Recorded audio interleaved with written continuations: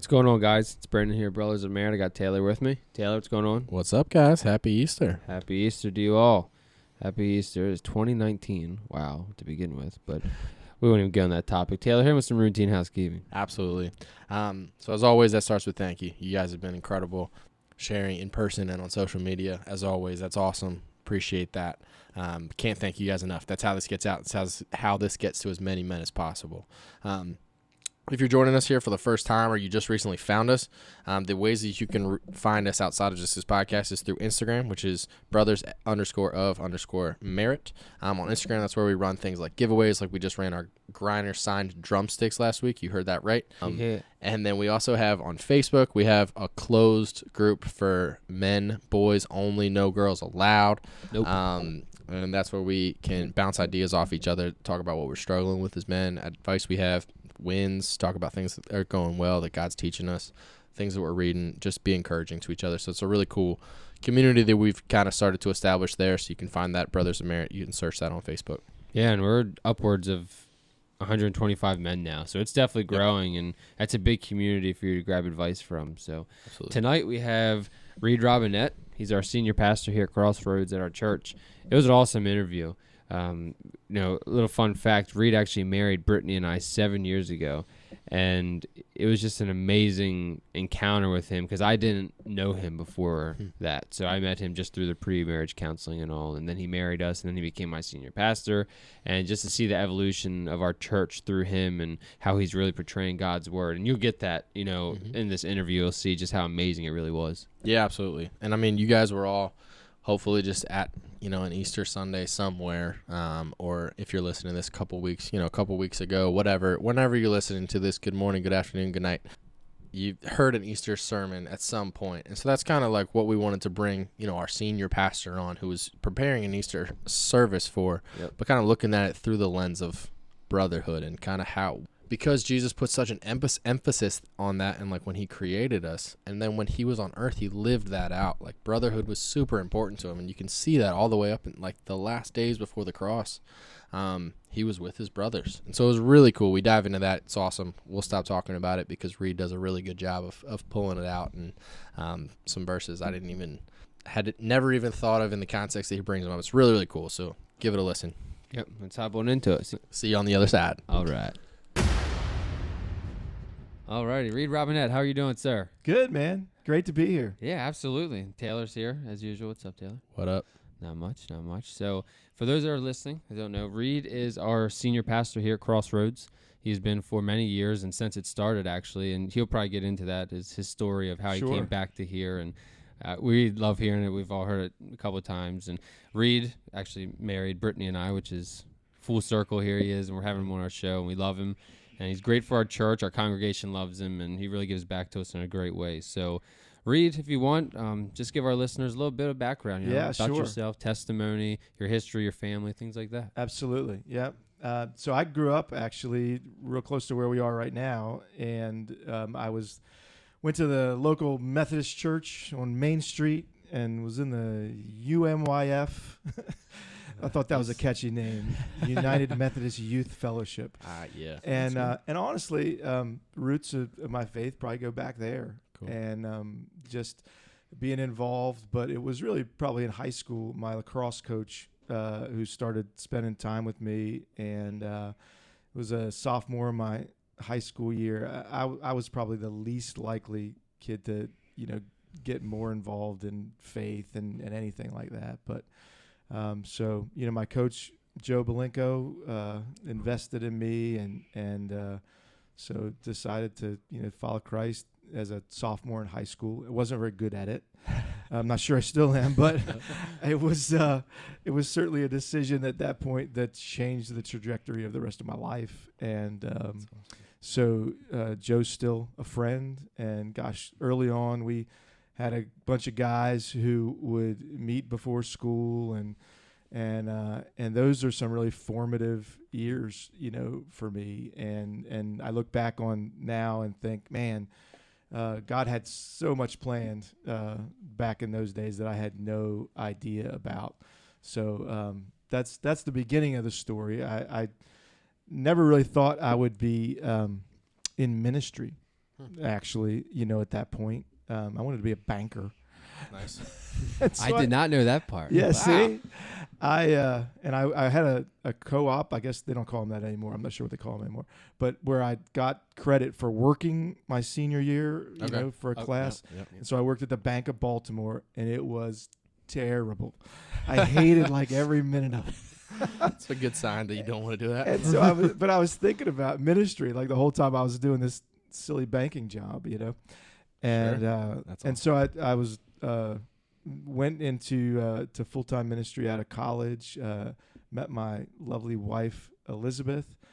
She was a Young Life volunteer leader as well, and so we started on the journey together in ministry, and spent 6 years in Long Island. Really tough years, really tough soil, but lifelong fruit.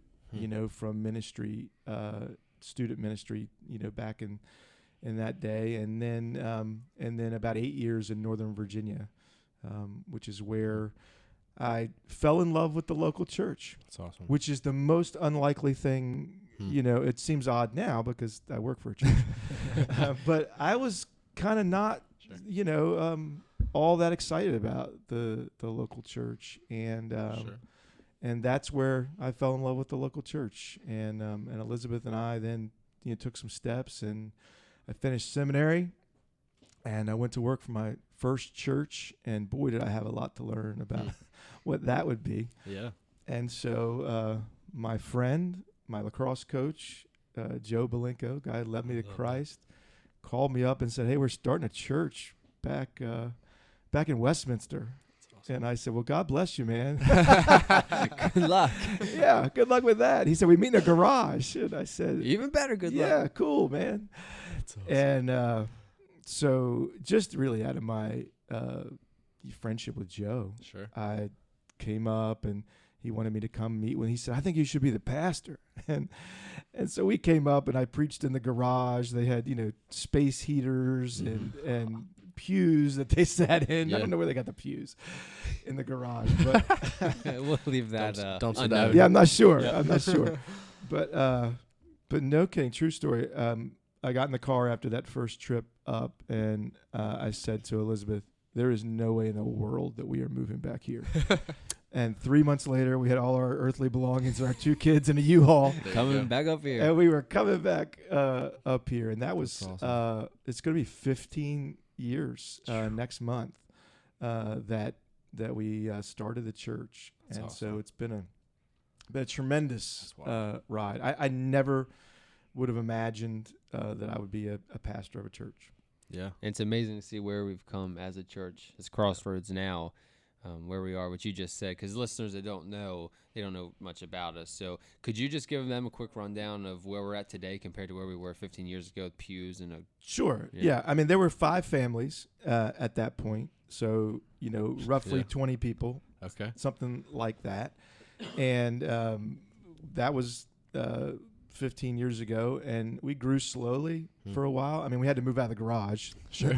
Sure. That helped things. That's good. That's good. that makes things a little more That means peelable. you're doing it in the right direction. Go in the right direction. Yeah.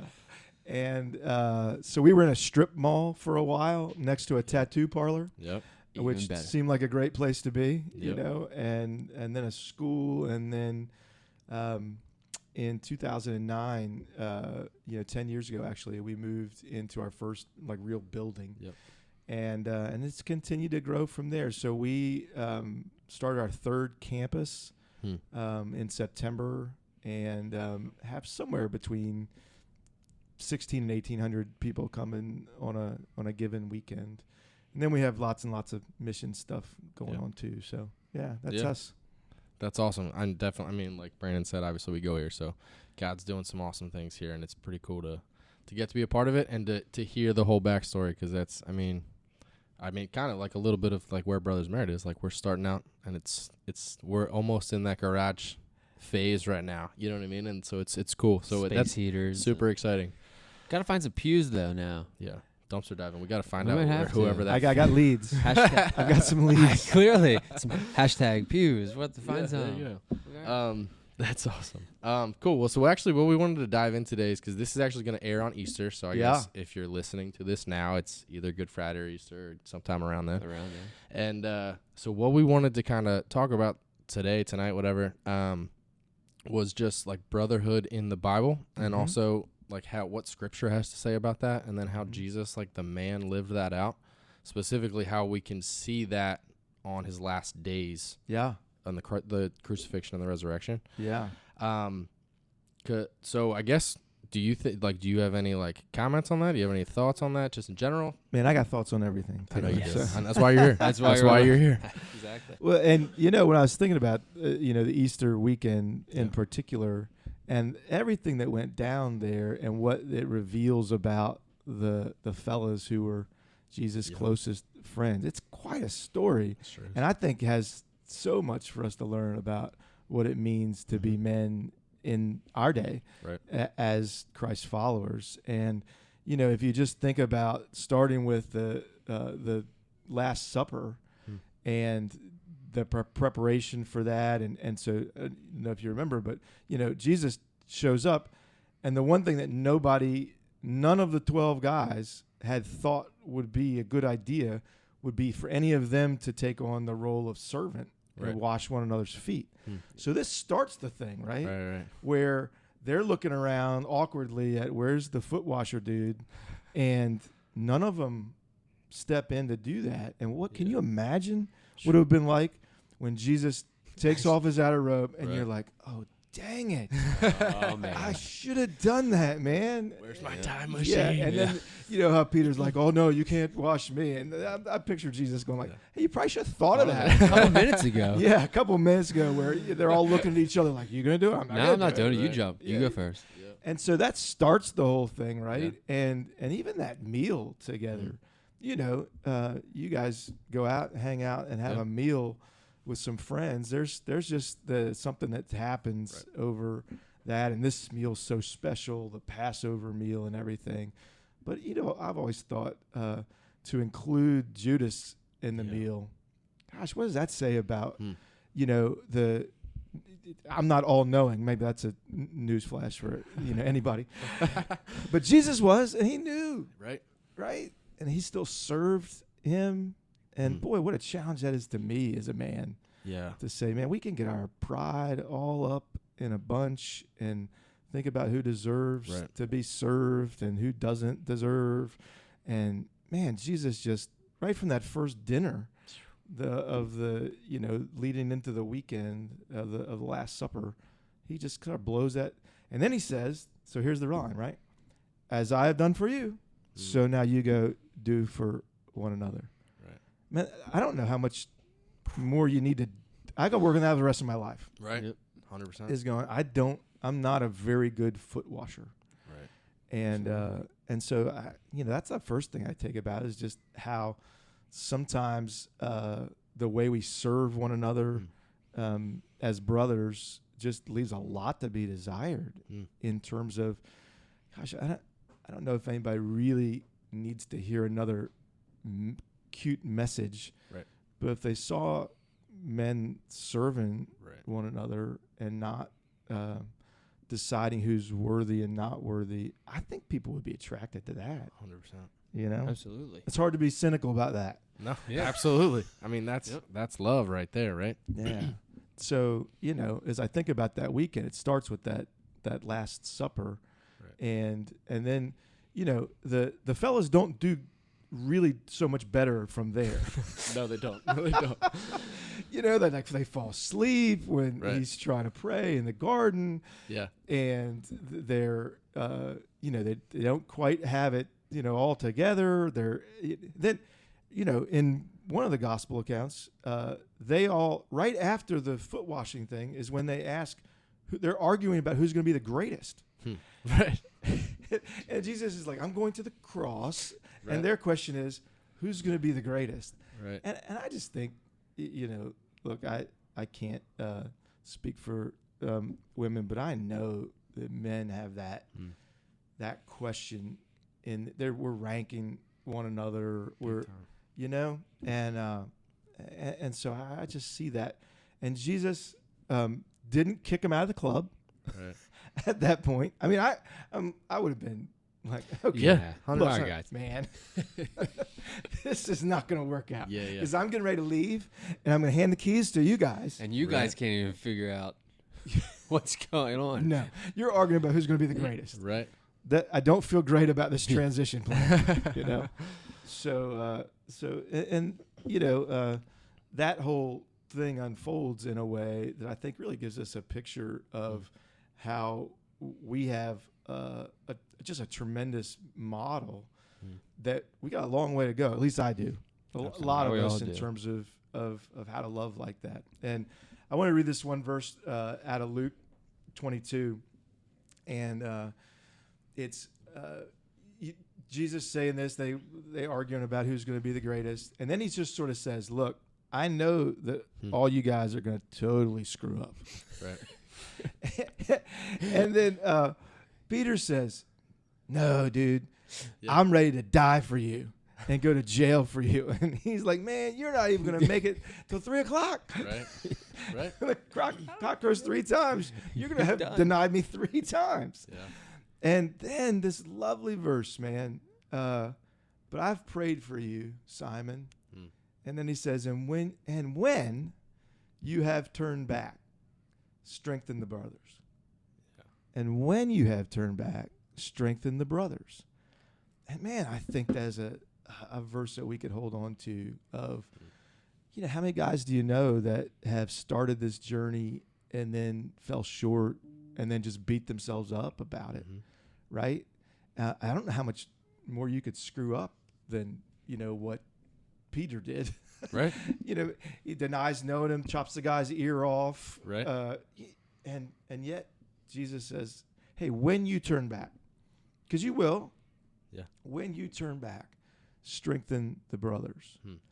And what does that say about the kind of man that can strengthen other men? Is it the one who's the strongest? Right. Apparently not. Apparently it's the one who knows how much of a screw up he is. Right. And therefore knows grace, and therefore knows the power of forgiveness, and therefore, Right. And I love that picture of who's the one who's going to strengthen the brothers. Well, the chief screw up is the guy who's gonna, when he comes back, he's going to tell a story about, hey, listen to my story. So your story, can be a Jesus story, because if mine can be, yours can be too. So I just love that picture. And they did everything that Jesus said. They messed up and then, hid in the room, Right. And all that. But that just gives me hope, 100%. that, wow, I've got a long way to go. But apparently so did they. Right. And so I can encourage the brothers. That's awesome. And they're the brothers, like they're the disciples. They're the people that the human being Jesus decided to spend his time with. They're the ones that he was wanting to, like you said before, he's all powerful and all knowing, and he knew this is like my last day.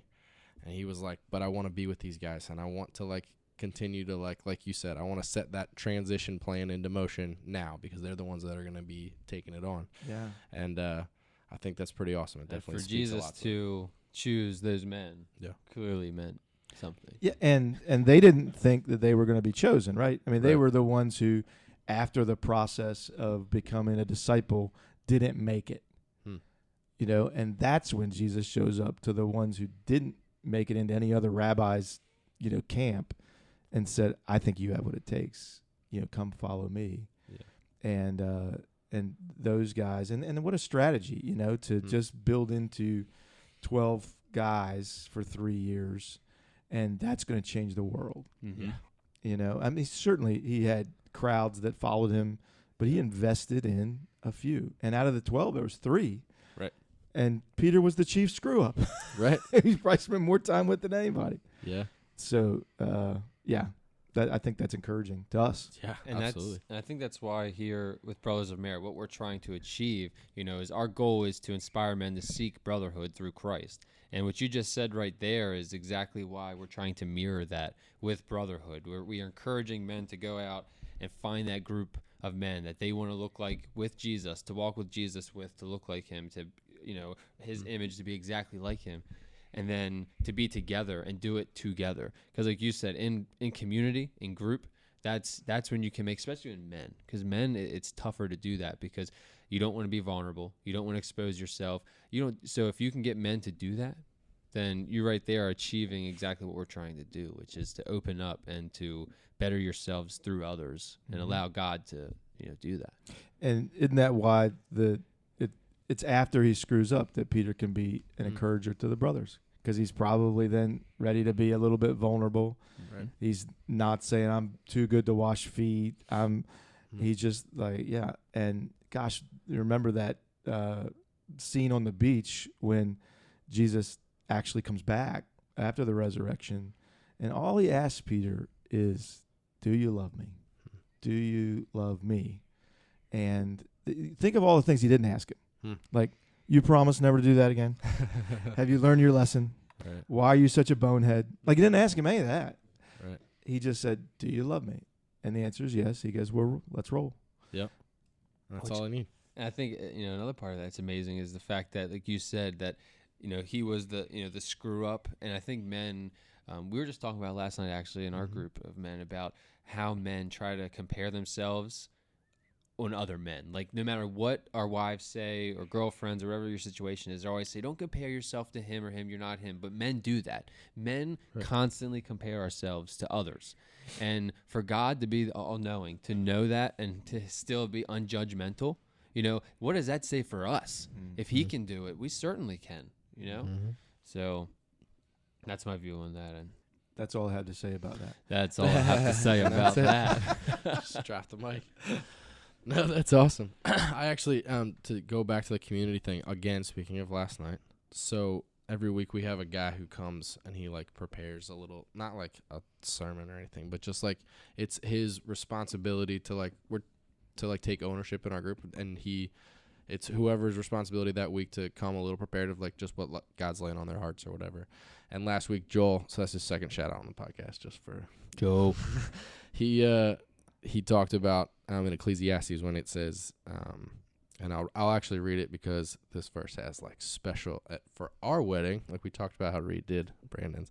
For mine and Amber's wedding, Josh Smith. So those of you around Carroll County know who Josh Smith is. He's Amber's cousin, and he has Down syndrome, and he read this whole passage for it, and it was awesome. And so that's kind of why I also wanted to bring it up. But in Ecclesiastes, it says there was a man all alone. He had neither son nor brother. There was no end to his toil. Yet his eyes were not content with his wealth. For who am I toiling? He asked. And why am I depriving myself of enjoyment? This too is meaningless, a miserable business. Two are better than one, because they have a good return for their labor. If either of them falls down, one can help the other up, but pity anyone who falls, and has no one to help them up. Also, if two lie down together, they will keep warm, but how can one keep warm alone? Though one may be overpowered, two can defend themselves. A cord of three strands is not easily quickly broken. So obviously that's one of the go-tos when you talk about brotherhood and community. But since we brought up that whole not doing alone in the community thing, and since it just got brought up last night, that's fresh on the mind. But I don't know. There's not really a point there. Just wanted to bring that up. I think it's a great point. Yeah. Well, and so let me say two things about that. Is that one, in my experience, the least likely person that you're going to allow to pick you up is somebody who acts like they never fall down. Yeah. Right? Because you're like, I'll do it. I'll do it myself.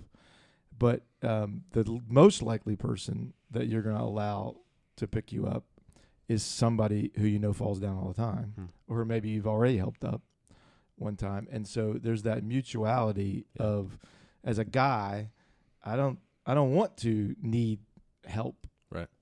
I want to figure it out. But that's a great picture of, woe the guy who falls down and doesn't have anybody help him up.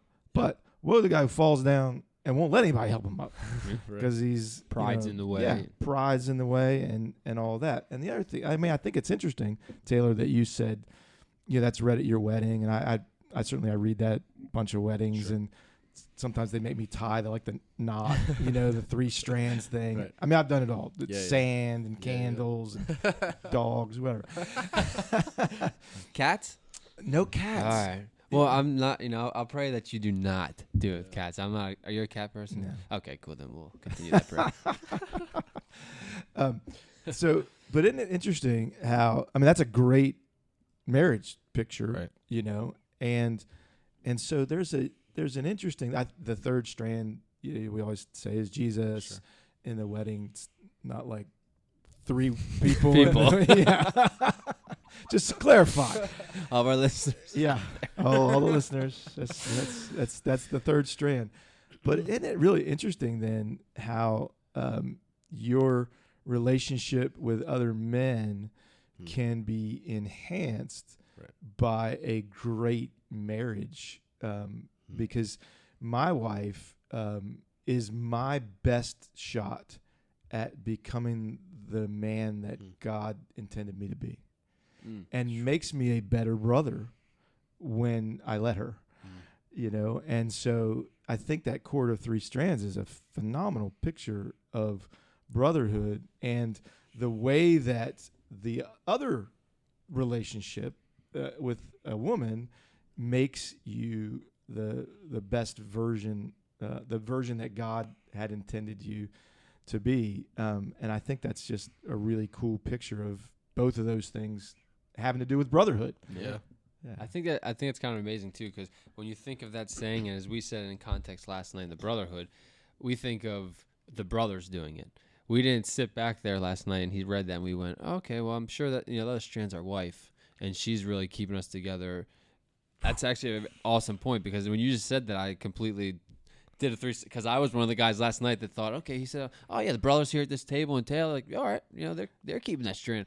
No, but that's amazing that you said that, because I look back at Brittany now and she is, she's the one that, and we always say though in our group that they're first. You know what I mean? Like, they have to be on the forefront because they are obviously they're our wives and our children and things like that. But they do keep us grounded. Yeah. You know what I mean? That's our but obviously, besides God, they're our foundation. You know what I mean? They're in that foundation with us. So when it works right?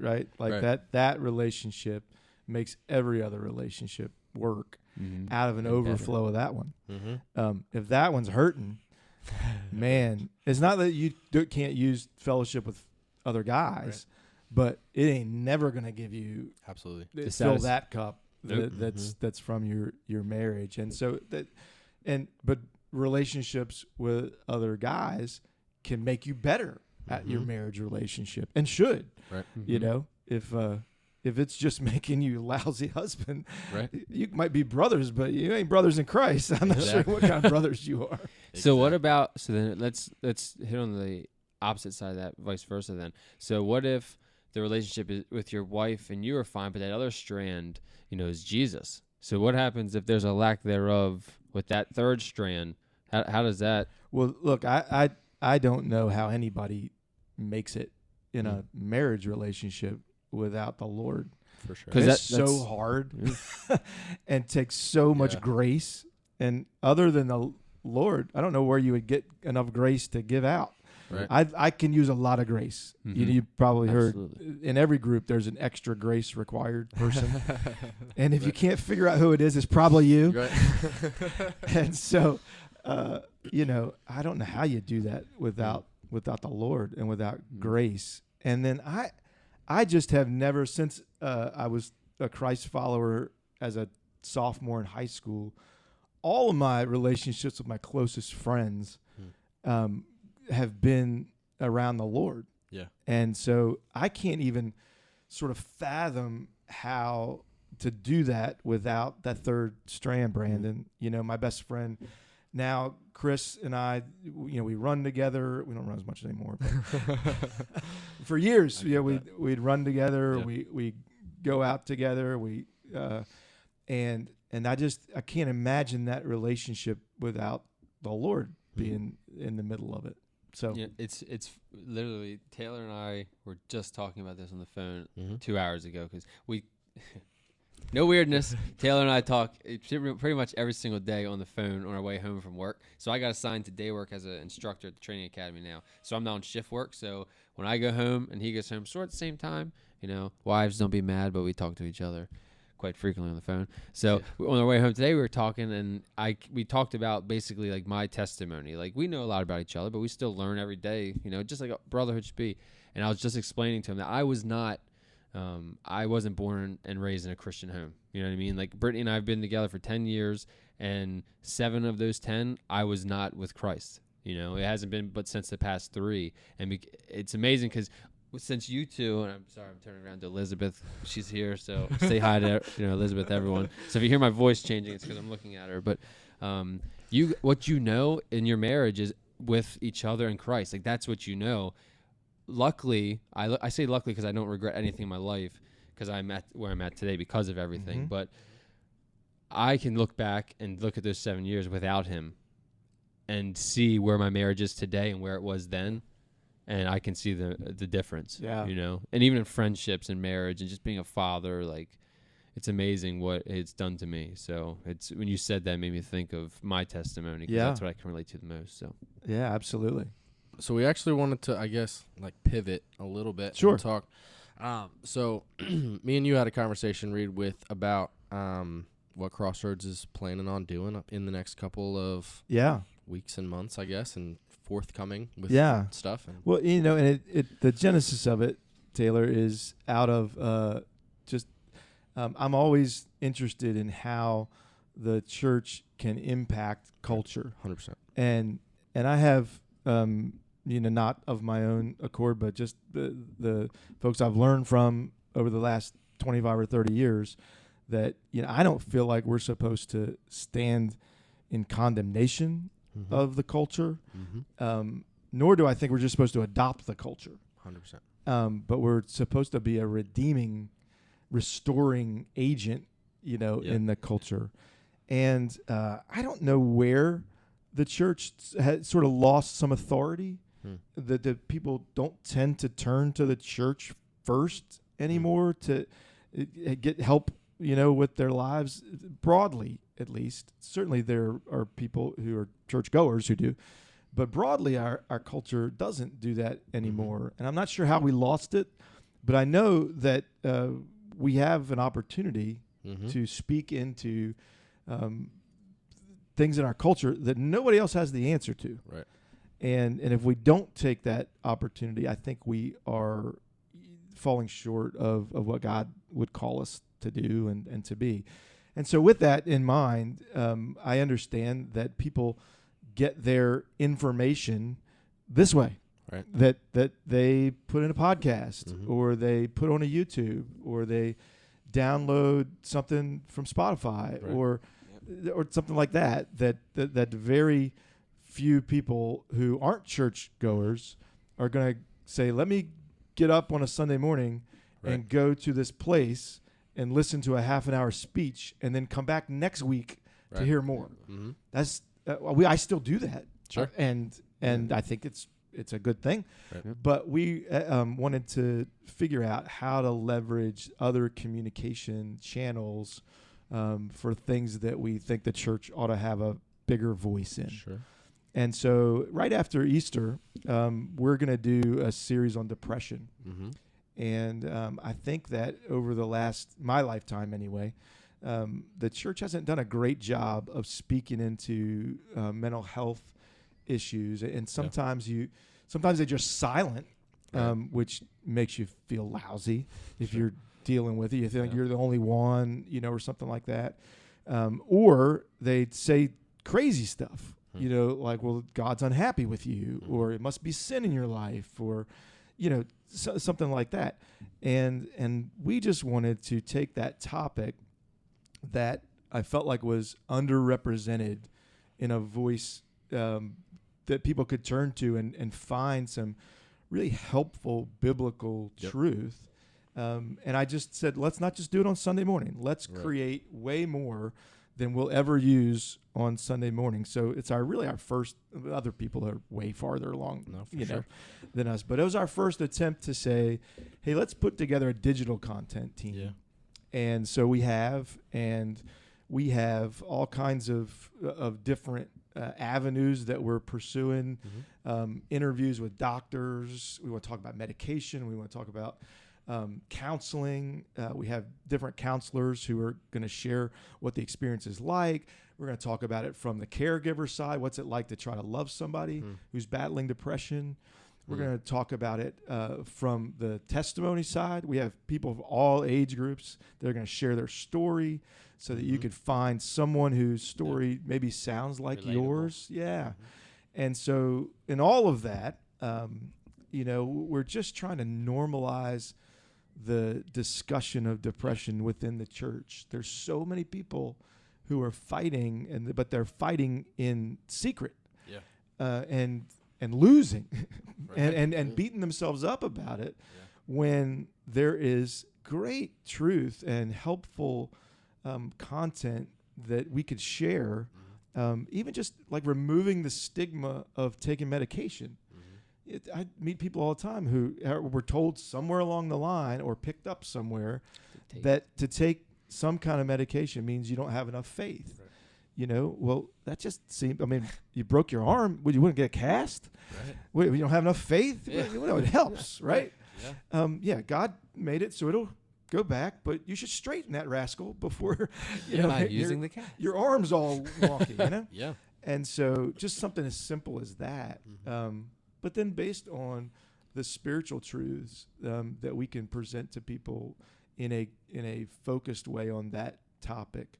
So we're probably going to only have about 20% of the content on Sunday morning, and 80% of it will be all online and through podcasts and videos and curriculum, online courses. That's cool. Assessment tools that we'll put online. We'll link to other resources that we've found to be really helpful, so people can sort of maybe refer people to that and say, start there, but then it'll take you wherever you need to go in terms of finding some hope.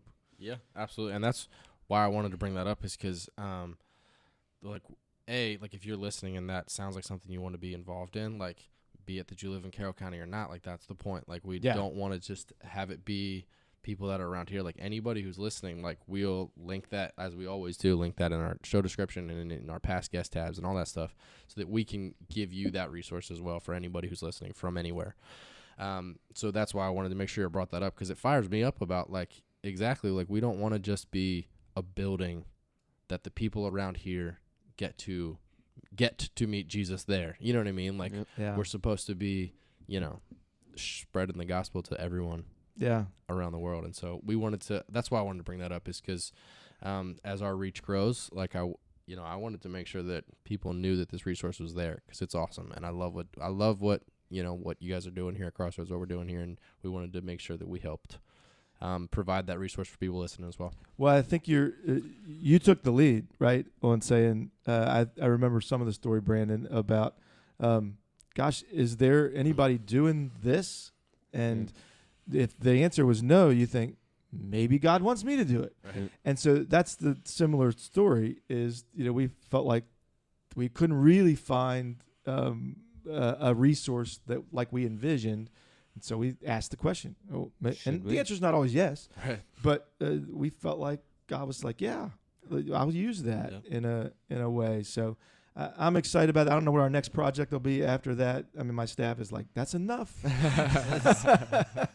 So, it's like doing 6 Sundays worth of work for 2 weeks. Sure. And then there's another thing coming after that they still have to do. They don't get 4 weeks off after that. There's not a break in between. Yeah. So, but you think about the opportunity for the church, for not just the church, for believers. Yeah. Like what you guys are doing. And when's the last time you went to a bank? I can't remember, actually. I have no idea. Yeah. Well, you wanted to be a banker. I did want to be a banker. I chose. This is why. Well, this is circling back. You chose wisely. No one even goes there. Yeah, no, don't go those things anymore.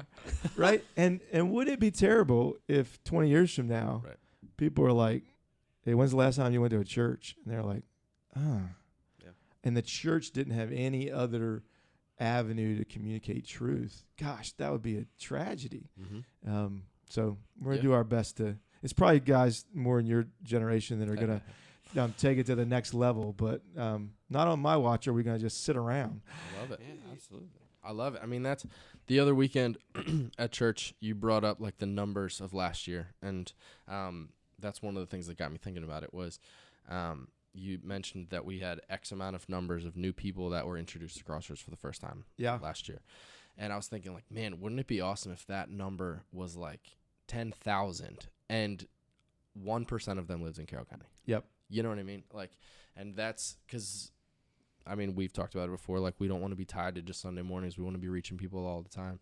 And me and Brandon have had this conversation, and this is in no way like a plug of what we're doing or anything. But like, if traditionally we were just a men's group that was meeting once a week and we had over 200 people coming every week, like, that'd be pretty awesome. And it's like, and I mean, that's exactly what's happening right now. Like, God's using it like a ministry that is just looks different than it used to. And it's really cool to realize that, like, we're not just out here talking into a mic because it sounds cool, but like, God's really doing some cool stuff in it. And so, like I said, I'm super excited that the church is being a part of that. Yeah. Another part I wanted to talk about we'll kind of end here, but every person we have on the show, we always ask their comments and advice on brotherhood. Like, what you could give us from your experiences through your life, through church, through your friends. Like, what could you give to our listeners to just guide them in what we're trying to achieve, which is inspiring other men to seek brotherhood through Christ? It's hard and messy.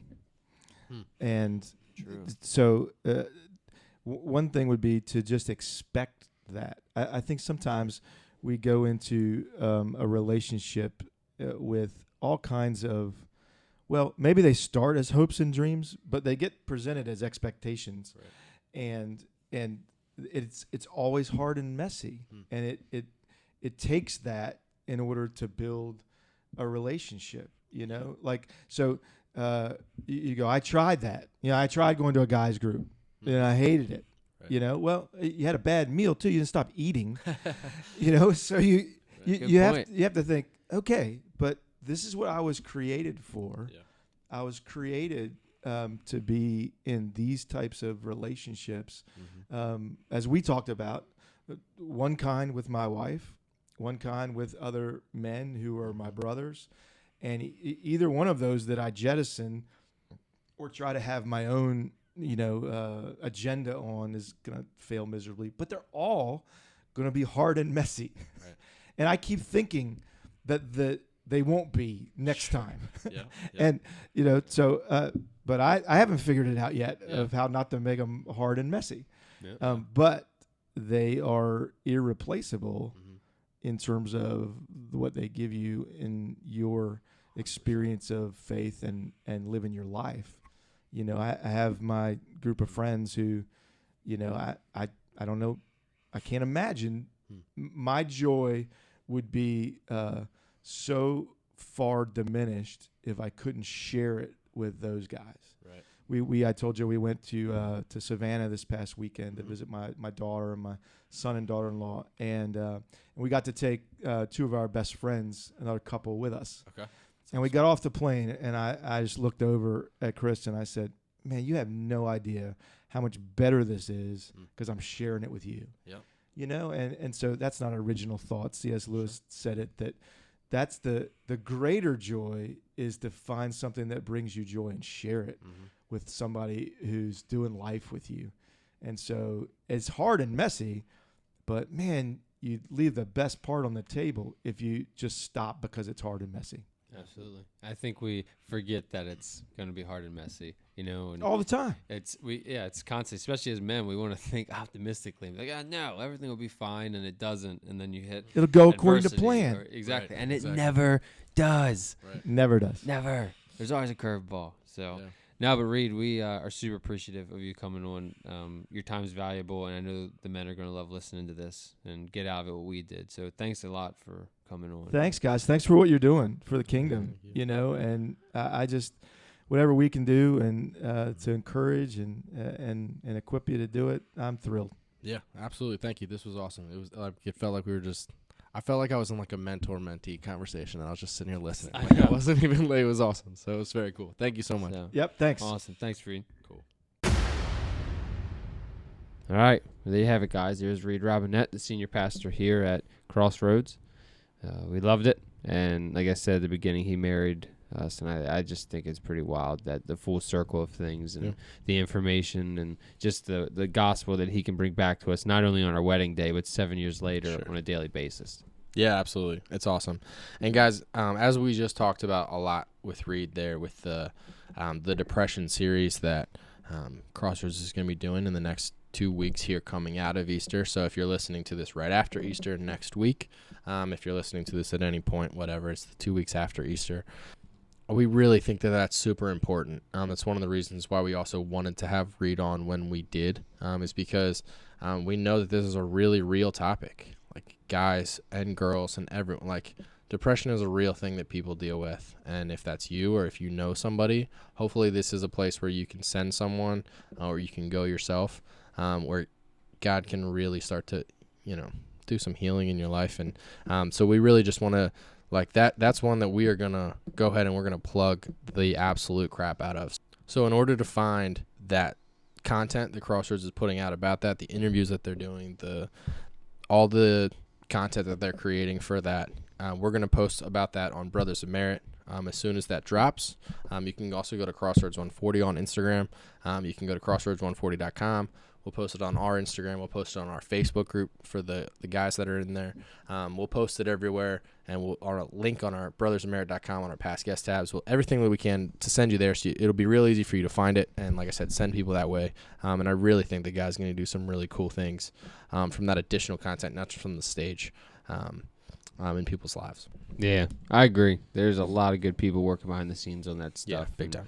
Just God's working through them, and they're putting a lot of work into it. So I'm anxious and really hopeful for how it's going to help people out. Yeah, so go check it out. Yep, definitely. So next week's episode, we have Brandon Johnson on, and he is the leader for the Carroll County FCA, which is the Fellowship of Christian Athletes. So we hope you guys enjoy that. It was an amazing interview, and we know just if you are a man and you love sports and you grew up playing sports, you'll be able to relate to 90% of what was talked about. So it was an amazing interview. But until then, you guys be safe, and we'll talk to you soon. See ya. See ya.